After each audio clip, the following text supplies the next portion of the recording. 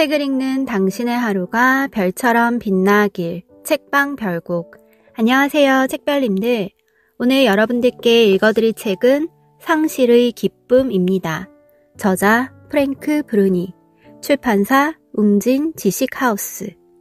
시작하기 전 구독과 좋아요 그리고 슈퍼땡스를 눌러주신 모든 구독자님 분들께 행운이 눈덩이처럼 굴러들어오길 바랍니다.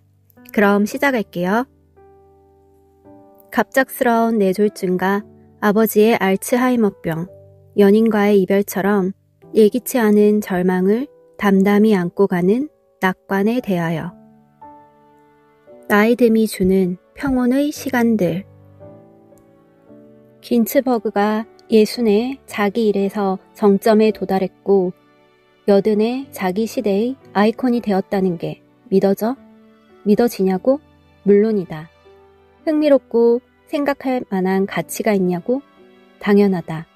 그리고 이 점은 긴츠버그를 평가하고 분석할 때 다소 소홀히 취급되는 측면이기도 했다. 다만 그 주된 이유는 긴츠버그의 삶에는 평가하고 분석해야 할 수많은 다른 측면이 있었기 때문이다. 하지만 부분적으로는 미국인들은 젊음이라는 것에 지나치게 붙들려 있어서 나이 든 사람들의 승리는 나이에 맞서 거둔 성취가 아니라 나이 덕분에 거둔 성취임을 제대로 보지 못하기 때문이라고 생각한다. 때때로 최고의 기회는 한참이 지나도록 오지 않는다. 기회는 뜻밖의 행운 같은 것이라서 미리 계획을 세울 수 없다.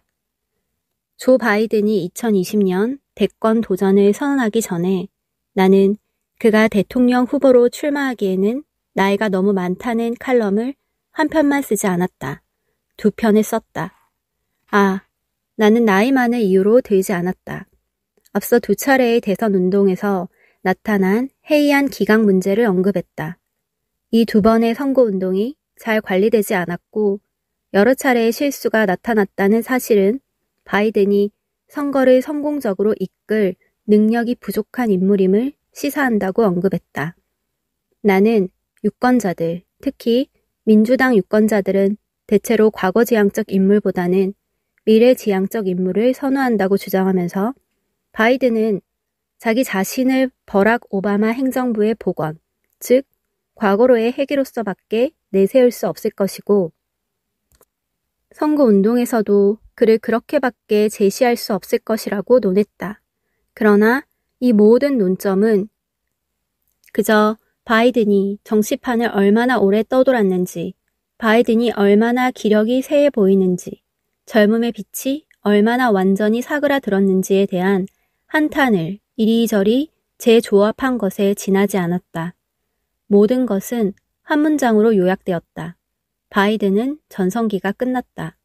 그러나 그것은 사실이 아닌 것으로 판명되었다. 그것은 적어도 우리가 전성기를 정의하는 방식에 따라 달라질 수 있었다. 전성기는 수많은 방식으로 정의될 수 있다. 전성기는 보는 사람의 관점에 있다.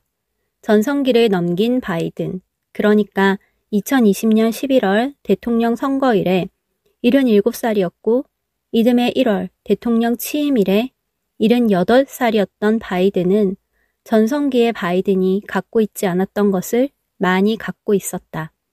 전성기를 넘긴 바이든은 비관론자들을 잘 견뎌냈다. 민주당 대통령 선거 후보 경선에서 그랬다. 아이오와 예비선거에서 4위를 기록하고 일주일 뒤 뉴햄프셔 예비선거에서 5위를 기록했을 때 바이든은 당황하지 않았다. 바이든의 자신감은 무너지지 않았다. 바이든의 선거운동 조직은 서로를 향한 폭풍 같은 비난과 손가락질로 자폭하지 않았다. 바이든에게서는 패배감이나 두려움이 보이지 않았다. 바이든은 묵묵히 나아갔다.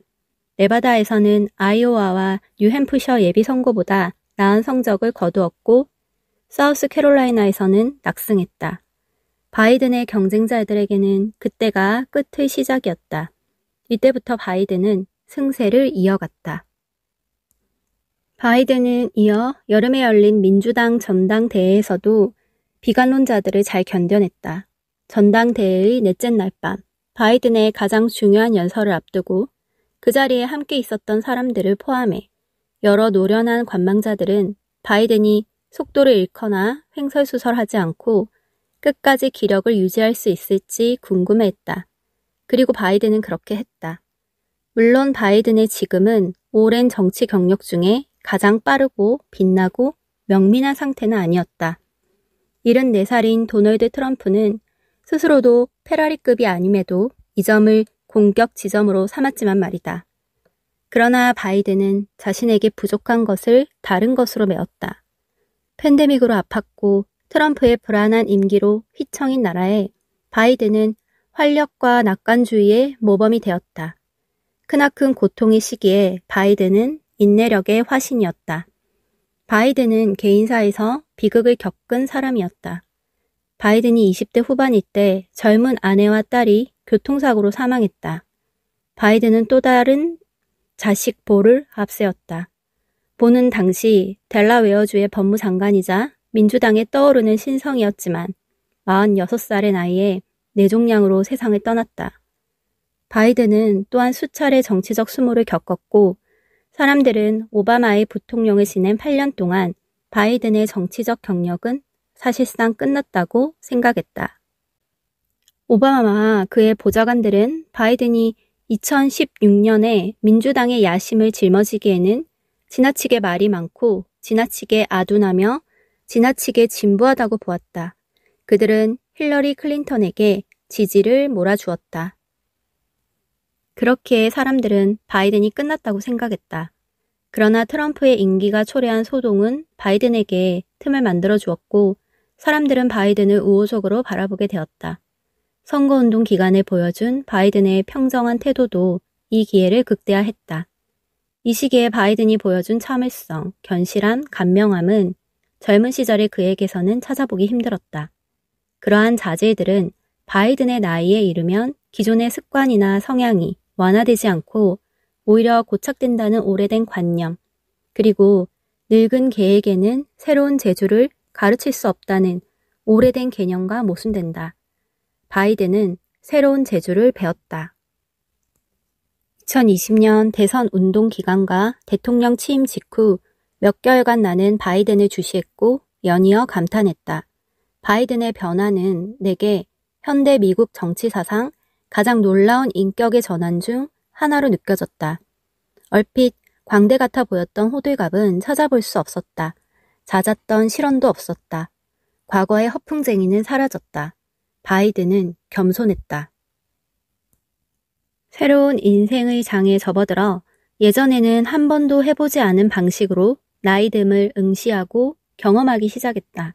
그리고 그 변화에 이점이 있다는 생생한 증거를 그동안 내가 가장 빈번하게 다룬 주제인 미국 정치에서 꽤 많이 발견했다.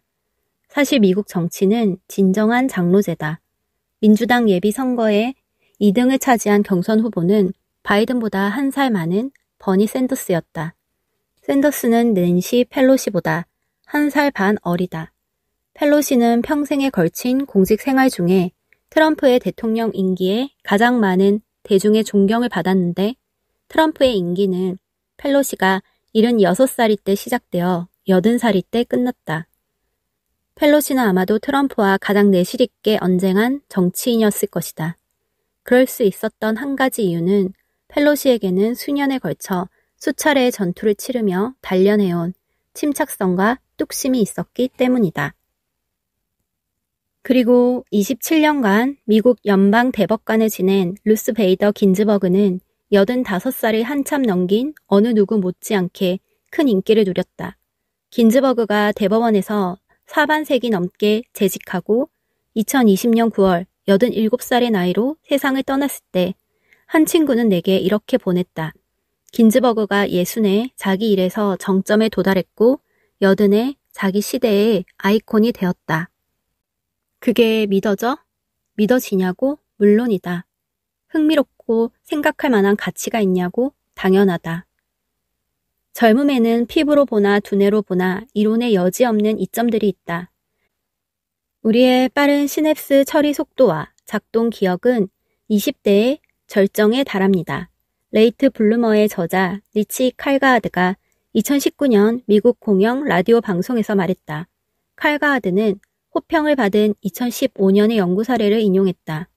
이 연구는 사람들이 인생의 마지막 10년 동안 가장 잘하는 일이 무엇인지를 조사했다. 20대가 받아 마땅한 트로피가 있는가 하면 고령자들이 받아 마땅한 메달이 있었다. 30대에서 50대에 들어서면 우리는 예전과는 완전히 다른 범위의 능력들을 키우기 시작합니다.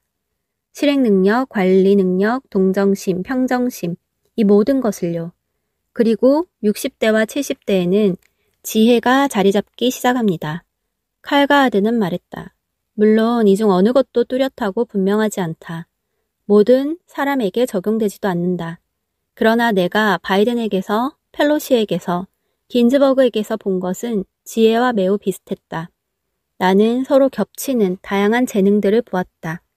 긴 안목을 취하는 재능, 필요할 때는 숨을 들이마시는 재능, 어떤 사람이나 사건을 올바르게 평가하기 위해 충분히 넓은 맥락에 놓고 판단하는 재능, 위로가 가장 빠르고 믿음직스러울 때 자기 자신을 위로하는 재능, 지금까지 잘 해냈고 여전히 조금 더 해낼 수 있다는 데에서 용기를 얻는 재능.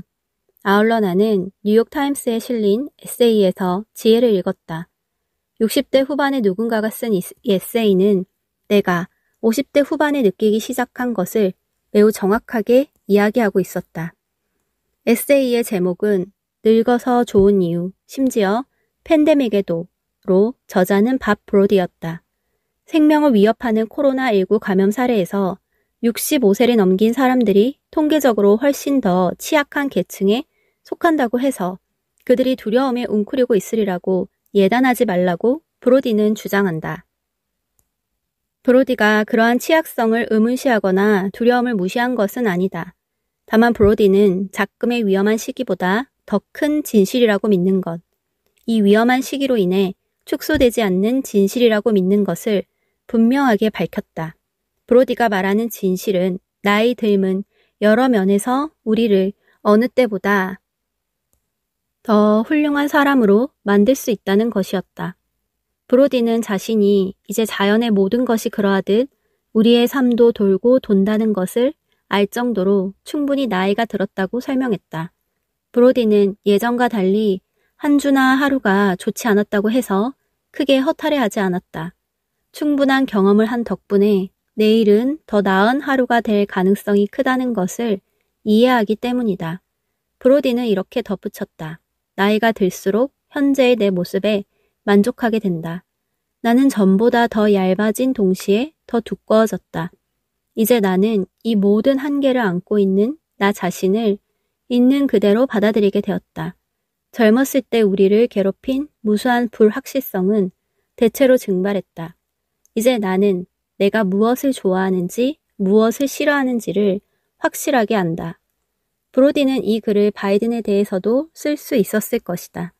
또는 펠로시에 대해서도, 나에 대해서도, 또는 지금의 발전 속도대로라면 몇 년 뒤의 나를 위해서도 내가 지닌 동정심과 평정심을 놓치지 않으면 지혜가 길모퉁이 너머에서 나를 기다리고 있을 것이다. 브로디는 조너선 라우시의 저작 인생은 왜 50부터 반등하는가를 언급하지 않았지만 브로디의 이야기에는 동일한 내용이 압축되어 있었다. 라우시는 50대 이상인 사람들의 사연, 수차례의 전문가 인터뷰, 저자 자신의 개인적 성찰을 통해 사람들은 40대를 지나 노년에 다가갈 때 대부분 놀라운 일을 겪는다는 것을 보여주었다. 만족감이 자리를 잡는 것이다. 그 이유는 성숙이라는 것이 그런 방식으로 작동하기 때문이다. 이것은 예측할 수 있는 일이다. 도표화가 가능하다. 대략 50세 이후에는 스트레스가 감소하고 정서 조절 능력이 향상된다. 라우시는 썼다. 그리고 라우시는 한 연구 결과를 인용해 50세 이상의 사람들이 강점을 보이는 심리적 정서적 습관을 열거했다. 현재의 살기, 하루하루를 있는 그대로 받아들이기, 긍정성의 진가를 음미하기, 부정적인 것을 덜 생각하기, 받아들이기, 과잉 반응하지 않기, 현실적인 목표를 설정하기, 인생에서 정말 중요한 사람들이나 관계들을 우선시하기. 이것들은 다양한 연령을 대상으로 자기 자신과 환경에 관한 느낌을 묻는 조사에서 나이 든 사람들이 말한 행복 쌓기 블록에 해당한다. 삶의 만족도에 평점을 매기라고 했을 때 60대와 70대 응답자들이 가장 높은 점수를 기록했고 80대에서 살짝 감소했다. 라오 씨는 말했다. 사우스 캐롤라이나대 웹사이트에 게재된 수전 벨의 탁월한 기고문도 동일한 조사 결과를 일부 참조했다. 캘리포니아대 어바인 캠퍼스의 심리학 교수 수전 찰스와 서던 캘리포니아대의 심리학 교수 마거릿 게츠가 수행한 획기적인 종족 연구에 따르면 분노감, 불안감, 좌절감 같은 부정적 정서는 나이 등과 더불어 사실상 감소하는 것으로 드러났다. 흥겨움, 자부심, 차분함, 고향감 같은 긍정적 정서는 평생에 걸쳐 안정된 상태를 유지한다. 가장 나이가 많은 집단에서만 긍정적 정서에서 경미한 감소가 나타났다. 여기서 가장 나이가 많은 집단이란 60대나 70대가 아닌 80대 이상을 의미했다. 벨이 언급한 또 다른 연구에 따르면 나이 든 사람들은 긍정적인 장면이나 자극을 잘 알아보고 거기에 집중하는 경향성을 드러냈다. 라오 씨도 이 부분을 강조했다. 나이 든 사람들은 말하자면 웃는 아기의 이미지가 묘지의 이미지보다 더 많은 내 공간을 차지하도록 세상을 편집할 수 있었다. 아울러 이것은 기억에도 영향을 준다. 나이 든 사람들은 젊은 사람들보다 긍정적인 이미지를 더 자주 떠올린다. 젊은 사람들은 부정적인 이미지를 떠올릴 가능성이 더 크다. 벨은 신체적으로 병약한 사람들에게 주목하면서 이러한 조건이 반드시 불만족으로 이어지는 것 같지는 않다고 보고했다. 이것은 이미 성숙을 거친 나이 든 사람들이나 아직 젊은 사람들이나 매 한 가지였다. 우리는 몸이 아프거나 휠체어 신세를 지게 되면 삶이 불행해질 거라고 믿지만 실은 그렇지 않다는 연구들이 잇따라 발표되고 있다.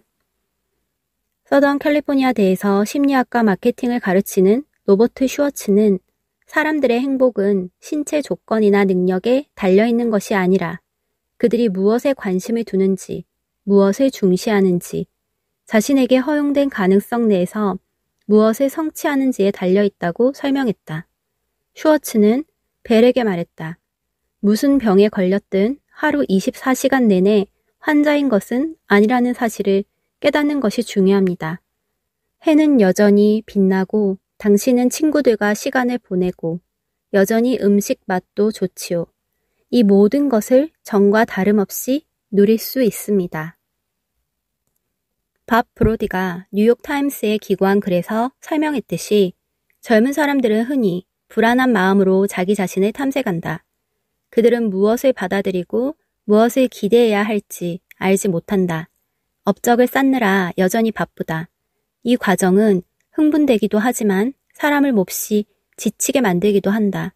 아울러 그들은 상당수가 세상에서 아직 확고한 재정적 기반을 마련하지 못했다. 이러한 것은 나이가 들면서 마련될 가능성이 더 크다. 그들은 흔히 자신이 창출하고 있는 미래에 관해 두려움을 느낀다. 내 미래는 조금이라도 안정된 미래일까? 내 미래가 과연 세상에 통할까? 나이 든 사람들은 이미 미래에 도달했기 때문에 후자에 대한 답이 그렇다라는 것을 알고 있다. 나이 든 사람들은 이미 미래를 살고 있다. 축적하는 시간은 끝났다. 불안해해봐야 의미 없다. 그저 부수적인 좌절이 있을 뿐이다. 게다가 나이 든 사람들은 부수적인 좌절을 실존적인 좌절로 착각하지 않는다. 부수적인 좌절은 순전한 인내심으로 다져진 근본적인 자신감을 뒤흔들지도 않는다. 미국의 팬데믹 대응을 이끌었던 국립 알레르기 전염병 연구소 소장 앤서니 파우치는 최근 경력과 삶이 대중에게 최대치로 노출되고 대중의 관심을 가장 많이 받은 사람이다. 팬데믹 초기에 트럼프 대통령의 1일 기자회견에 참석하기 시작했을 때 파우치는 79살이었다. 트럼프의 임기가 끝났을 때 파우치는 80살이었고 이때 파우치를 악마로 묘사하는 우익의 움직임은 더욱 거세졌다. 우익은 파우치를 인명의 구조보다 자유의 억압에 더욱 열중하는 안경 쓴 바알세불로 묘사했다. 보수파 의원들은 의회 청문회에서 대중의 눈길을 끌기 위해 혈안이 되어 파우치를 공격했고 보수 언론은 파우치를 맹렬하게 물어뜯었다. 파우치는 살해 위협을 받았다. 그의 가족도 그랬다. 나는 파우치와 2021년 7월에 만났다.